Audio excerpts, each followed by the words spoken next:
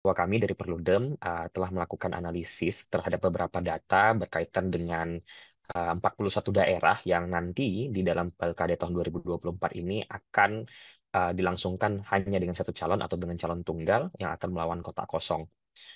Kami mencoba untuk menganalisis beberapa data dari 41 daerah itu, yang mana 41 daerah tersebut terdiri dari satu provinsi, 35 kabupaten, 35 kabupaten dan juga 5 kota. Dari 41 daerah tersebut, sebanyak 29 daerah berada di Indonesia bagian barat, 9 daerah di Indonesia bagian tengah, dan juga 2 daerah di Indonesia bagian timur. Lalu kami mencoba melihat dari data 41 daerah ini bagaimana kemudian ambang batas di masing-masing daerah, ambang batas pencalonan oleh partai politik atau penggabungan partai politik di masing-masing daerah. Lalu kami coba akan melihat bagaimana uh, besarnya koalisi ataupun partai pendukung dari masing-masing calon tunggal di 41 daerah ini. Dan juga kami melihat berapa banyak sebenarnya partai politik yang sebenarnya berdasarkan aturan ambang batasnya telah mampu untuk mengusung kadernya ataupun calonnya secara mandiri tanpa harus berkoalisi dengan partai politik yang lainnya. Namun sebelum itu kami coba melihat kembali atau merefer bagaimana kemudian kenaikan jumlah daerah dengan calon tunggal sejak pertama kali hadir di tahun 2015 sampai dengan tahun 2024 kali ini. Bahwa jika kita melihat kenaikan jumlah daerah dengan calon tunggal di dalam pilkada ini sejatinya kenaikannya sangat signifikan ya. Dari tahun 2015 yang hanya ada 3 daerah, lalu naik 3 kali lipat menjadi 9 daerah di tahun 2017, lalu naik lagi menjadi 16 daerah di tahun 2018, dan di pilkada terakhir kemarin 2020 itu ada 25 daerah dan sekarang ada 41 daerah. Sehingga kalau kita lihat kenaikan yang cukup signifikan ini terjadi bahkan ketika daerah yang melaksanakan pilkada itu sudah secara keseluruhan daerah 545 daerah. Dan kalau kita bandingkan dengan tahun 2020 kemarin, ada peningkatan hampir 2 kali lipatnya dari 25 ke 41 daerah itu ada sekitar 70 sekian persen ya kenaikannya. Dan ini sebenarnya menjadi catatan buruk juga dan ini menjadi potret buruk bagaimana kemudian fenomena calon tunggal ini bukannya malah dapat menurun pasca putusan MK nomor 60 kemarin, namun malah meningkat. Walaupun sudah ada dilakukan beberapa upaya, termasuk dengan menambah atau membuka kembali masa pendaftaran calon kepala daerah di daerah-daerah yang hanya memiliki satu pasang calon saja. Misalnya berdasarkan setelah ada keluarnya putusan 60 tahun putusan MK nomor 60 tahun 2024, sebenarnya telah terbuka ruang yang jauh lebih besar bagi partai politik untuk kemudian dapat mengusungkan pasangan calon kepala daerah tanpa harus berkoalisi. Karena kalau kita melihat sebelum keluar putusan 60 ini memang harus kita akui ada persyaratan ambang batas pencalonan yang cukup berat yang menyebabkan partai politik secara naturalnya terpaksa untuk berkoalisi. Karena yang disyaratkan adalah ambang batas pencalonannya adalah 20% dari jumlah kursi di DPR atau 25% dari akumulasi perolehan suara sah di dalam pemilu anggota DPRD sebelum dilaksanakannya pilkada. Nah, hal ini memang yang kemudian menjadi apa ya, pagar atau kemudian tembok besar bagi partai politik untuk kemudian bisa mencalonkan secara mandiri pasangan calon kepala daerahnya. Namun pasca putusan MK nomor 60, persyaratan tersebut telah diubah dengan disesuaikan eh, ambang batasnya sesuai dengan jumlah DPT di masing-masing daerah, mulai dari 10% hingga 6,5% sesuai dengan eh, putusan MK. Nah, berdasarkan ambang batas yang baru tersebut, Perludem mencoba untuk melihat dari 41 daerah yang saat ini hanya memiliki satu calon saja, berapa daerah yang bagaimana sebenarnya masing-masing daerah itu terkait dengan pengaturan ambang batasnya. Bahwa terdapat 24 daerah, ini termasuk juga satu provinsi, 23 kabupaten kota yang ambang batas pencalonannya sebesar 10% dari suara sah berdasarkan pemilu legislatif DPRD-nya kemarin. Lalu 7 daerah sebesar 8,5%, lalu 6 daerah sebesar 7,5%, dan juga 4 daerah sebesar 6,5%. Berdasarkan data ini kita bisa melihat sebenarnya dari 41 daerah yang saat ini eh, apa namanya masih memiliki satu pasang calon, sebagian besar daerahnya memang memiliki populasi DPT yang kecil ya. Sehingga untuk kabupaten kota berkisar 0 sampai dengan 250 ribu jiwa, dan juga untuk provinsi berkisar antara 0 sampai 2 juta jiwa. Namun demikian, ada juga beberapa daerah yang eh, sebaran ataupun jumlah DPT-nya itu besar, seperti di beberapa provinsi di maksud saya beberapa kota dan juga kabupaten di Jawa Tengah dan juga Jawa Timur, seperti misalnya kota Surabaya dan sebagainya. Nah, berdasarkan hal ini sebenarnya kita juga nanti dapat melihat bagaimana kemudian atau berapa jumlah partai politik peserta pemilu di masing-masing daerah yang memiliki kesempatan atau telah lolos ambang batas pencalonan. Namun sebelum itu, kami mencoba juga untuk kemudian menganalisis jumlah eh, dukungan ataupun anggota koalisi di masing-masing koalisi tunggal di masing-masing daerah yang hanya ada satu pasang calon. Kita bisa melihat bahwa kalau berdasarkan partai koalisi, sebagian besar daerah yang hanya memiliki satu pasang calon, pasangan calon tunggal itu didukung oleh 9 sampai dengan 10 atau sampai dengan 12 partai politik peserta pemilu. Ini jumlah yang sangat besar sebenarnya. Karena kalau kita melihat ada 18 partai politik nasional peserta pemilu, yang kemudian 9 sampai 12-nya itu mendukung pasangan calon tunggal ini. Dan bahkan di beberapa daerah, misalnya di kota Surabaya dan juga Kabupaten Malinau, itu keseluruhan partai politik peserta pemilunya mendukung atau berkoalisi untuk mendukung calon tunggal. Artinya, memang ada fenomena bahwa calon tunggal di dalam pilkada di 41 daerah ini itu didukung oleh mayoritas atau bahkan keseluruhan dari partai politik peserta pemilu. Tentu dalam hal ini merupakan satu bentuk apa ya, kemunduran ya dari pilkada yang harusnya dapat menjadi ruang kompetisi bagi partai politik dan juga pasangan calon. Namun kemudian yang terjadi lebih banyak banyak partai politik yang kemudian menghindari kompetisi tersebut. Hal itu akan lebih mengejutkan sebenarnya kalau kita melihat berdasarkan atau dukungan kepada calon tunggal ini berdasarkan suara sah pada pileg DPRD-nya. Bahwa sebanyak 3 daerah itu pasangan calon tunggalnya didukung atau memiliki bekal suara atau bekal elektabilitas itu 70% sampai 80% suara sah pada pileg DPRD. Lalu sebanyak 5 daerah sebesar 80 sampai 90%, dan yang mengejutkan ya, sisanya 26 daerah itu pasangan calon tunggalnya dukung dengan akumulasi 90% sampai dengan 90% suara sah dari pileg DPRD-nya. Dan bahkan ada 7 daerah yang dukungannya mencapai 100% atau di atas 99%. Artinya, kalau kita melihat seperti ini, data seperti ini, memang pembukaan eh, pembukaan ulang apa namanya pendaftaran calon kepala daerah yang dibuka oleh KPU kemarin memang tidak akan berdampak banyak sebenarnya. Karena apa? Karena jumlah dukungan yang diberikan kepada calon tunggal ini sudah sangat tinggi sekali. Kisaran bahkan dengan total 33 daerah itu di kisaran 90 sampai dengan 100%. Yang mana kalau kita melihat apabila kemudian daerah tersebut ambang batasnya adalah 10%, maka sudah bisa dipastikan akan tertutup ya, akan tertutup peluang bagi partai politik lain untuk kemudian atau calon lain untuk dapat eh, mencalonkan diri.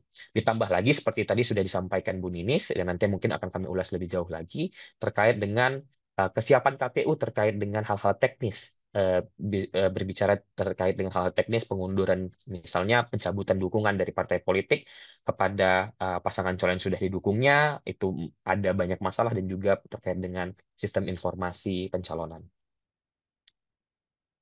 Nah, berdasarkan apa namanya data yang kemudian kami peroleh dari menyandingkan data perolehan hasil suara di Pileg DPRD kemarin dan juga uh, menyandingkan dengan ambang batas pencalonan itu, kami mencoba untuk kemudian melihat sebagai sebaran ataupun jumlah uh, partai politik yang sebenarnya bisa mencalonkan atau mengusung calonnya secara mandiri di dalam pada 41 daerah yang saat ini hanya memiliki calon tunggal.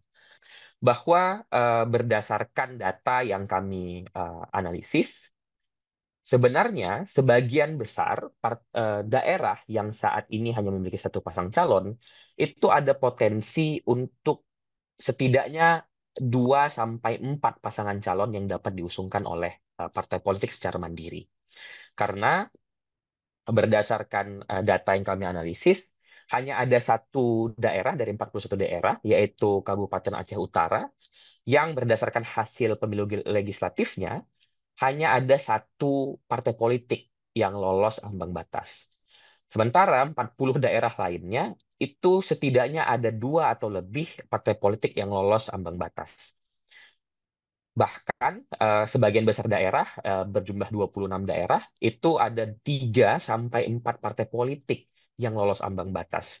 Dan ada beberapa daerah juga, ada satu daerah yang ada 7 partai politik yang lolos ambang batasnya, dan juga satu daerah dengan total 8 partai politik yang lolos ambang batas.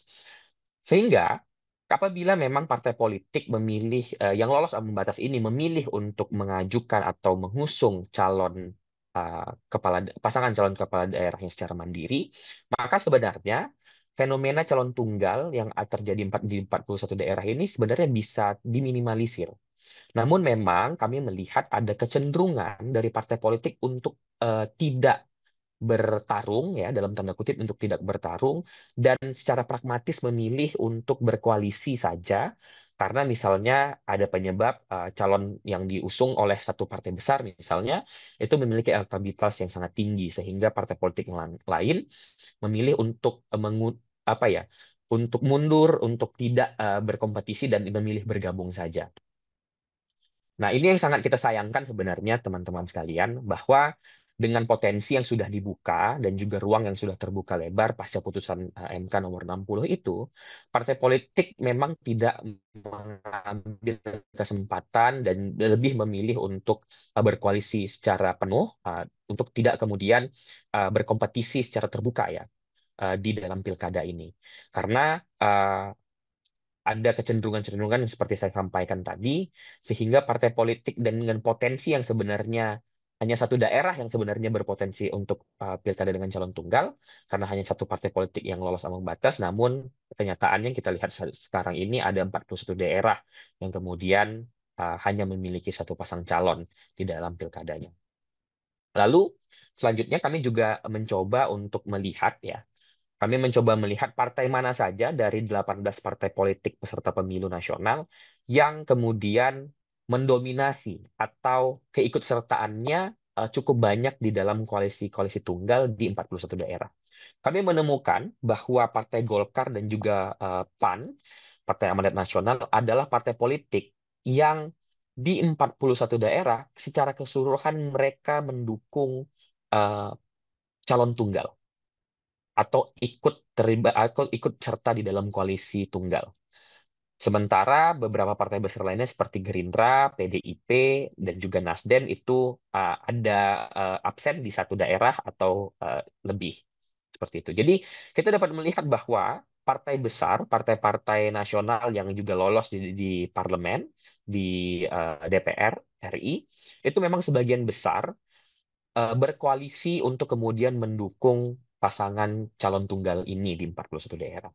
Kita bisa lihat bagaimana PKB ada di 37 daerah, Gerindra di 40 daerah, PDIP di 40 daerah, Golkar di 41 daerah, Nasdem di 39 daerah, lalu PKS di 37 daerah, lalu kemudian PAN 41 daerah, Demokrat di 37 daerah, dan dan juga P3 di 29 daerah. Artinya, 8 partai politik yang kemudian lolos ke Senayan itu memang sangat mendominasi untuk apa namanya menjadi salah satu anggota di dalam koalisi tunggal di 41 daerah ini.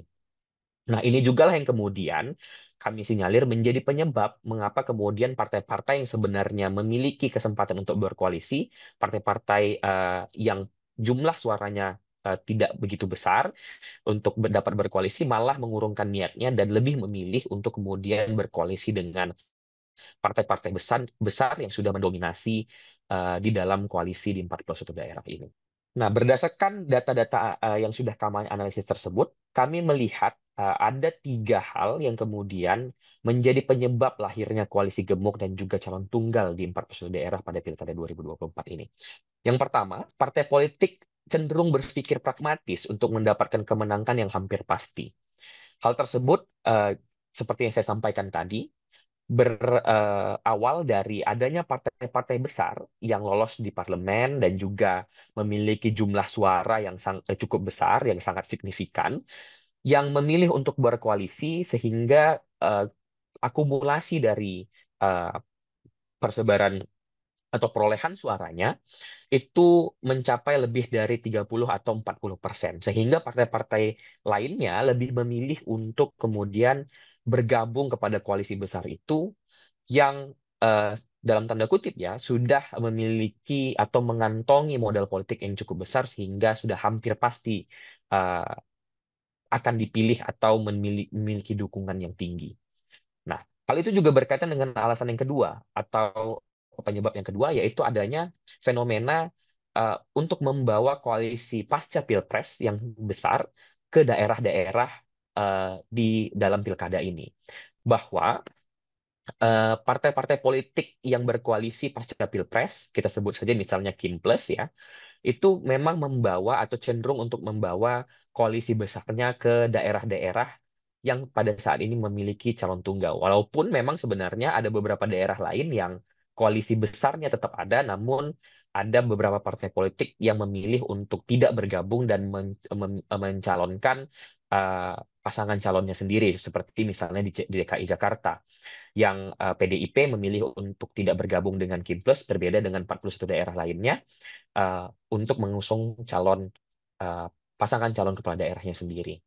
Nah, lalu yang paling jelas dan terlihat yang menyebabkan kenapa kemudian partai politik berpikir pragmatis dan juga memilih untuk membawa koalisi besar pasca Pilpres ke daerah adalah adanya kegagalan dari partai politik untuk melakukan rekrutmen dan juga kaderisasi politik.